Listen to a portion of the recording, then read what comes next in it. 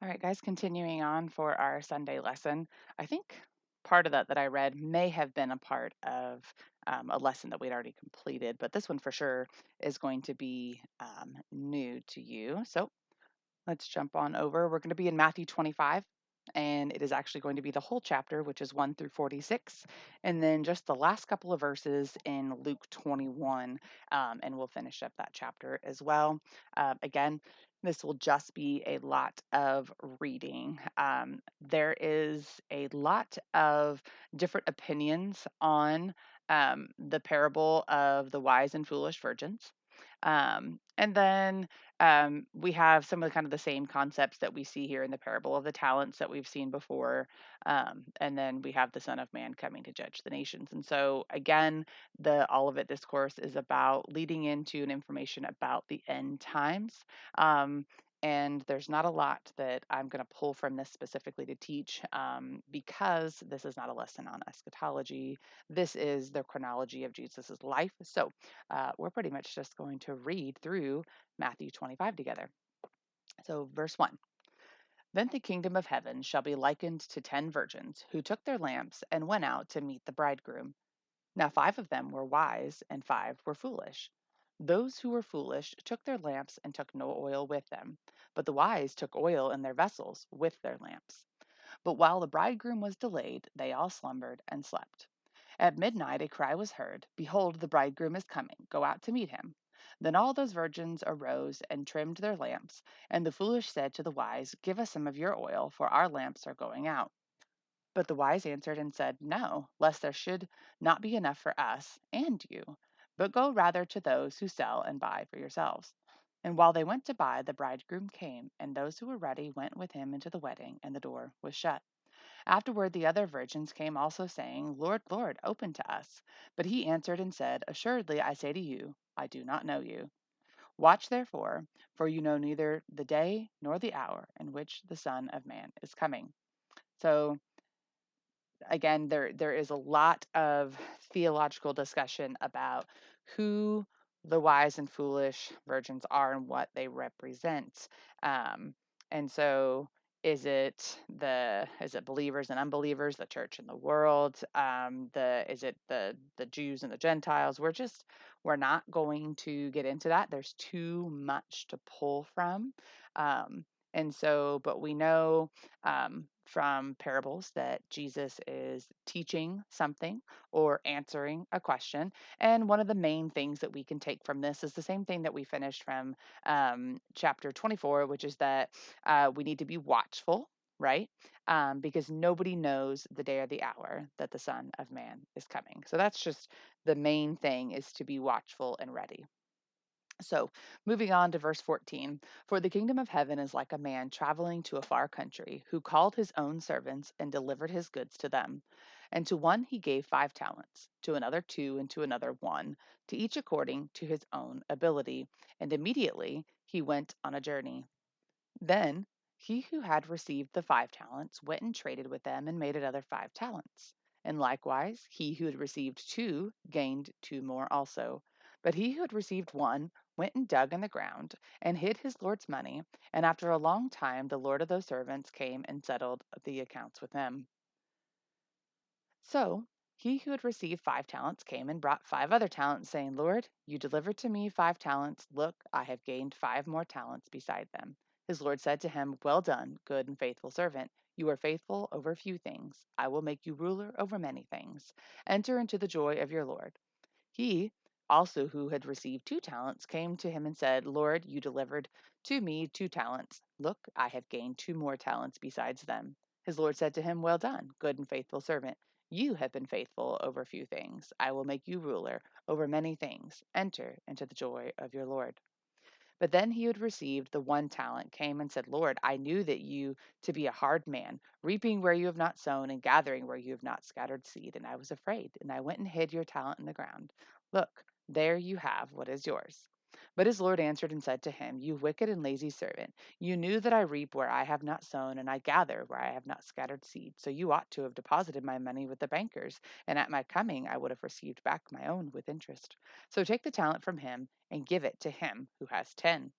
For to everyone who has, more will be given, and he will have abundance. But from him who does not have, even what they have will be taken away. And cast the unprofitable servant into the outer darkness. There will be weeping and gnashing of teeth. Again, we're talking about you have the ability to serve the Lord, right? Or to be doers of the word.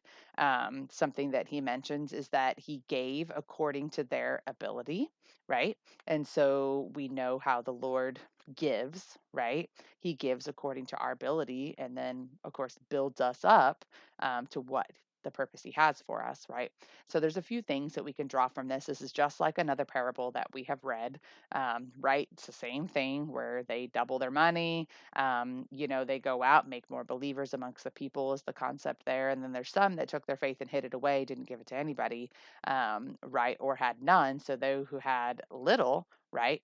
So the person who has little, even what he has will be taken away, right? That's going to be the people that simply choose not to accept the Lord, right? Choose not to live for him, not to accept his grace. And in comparison to the abundance that a believer will have upon approaching heaven, right? This life, which can be wonderful and immaculate and all these things, right?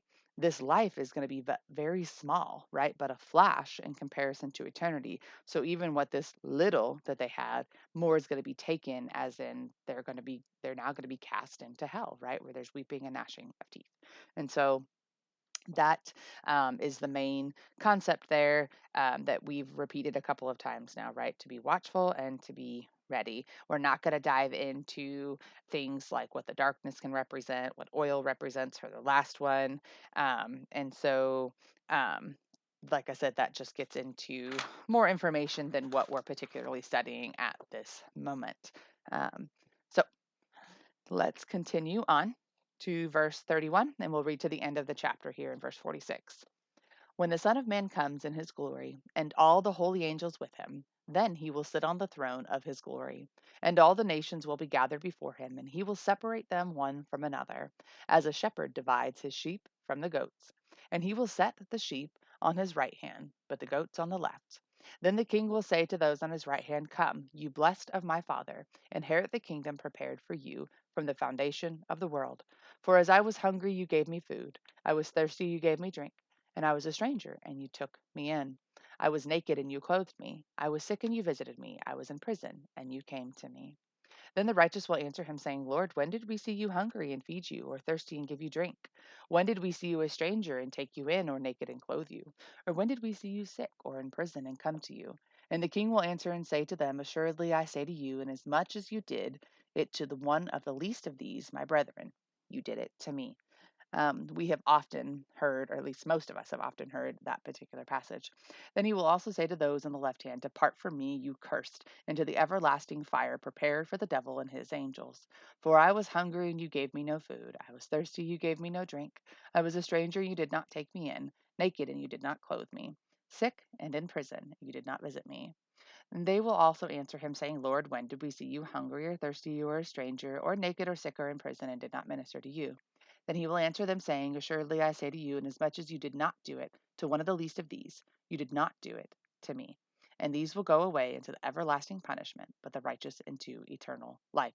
So again, remember, we're talking about the second coming. And the preparation of what who we need to be found in at that second coming. You're either found in Christ, or you're going to find yourself in eternal damnation, right, with the devil and his angels, or to the everlasting punishment, right, to the weeping and gnashing of teeth, all the ways that he's listed that there. Like I said, we're not going to get into picking apart and taking things out of context, because you might hear people of the secular world be like, well, I'm a good person, right? I help people. I do those things. That's not the same concept of what we're talking about here. And so that's why we can't just cherry pick and pick out particular verses. That's also not what he is trying to get at here. Remember who he's talking to and why he's giving this information. And so that wraps up Matthew 25 and that famous Olivet Discourse.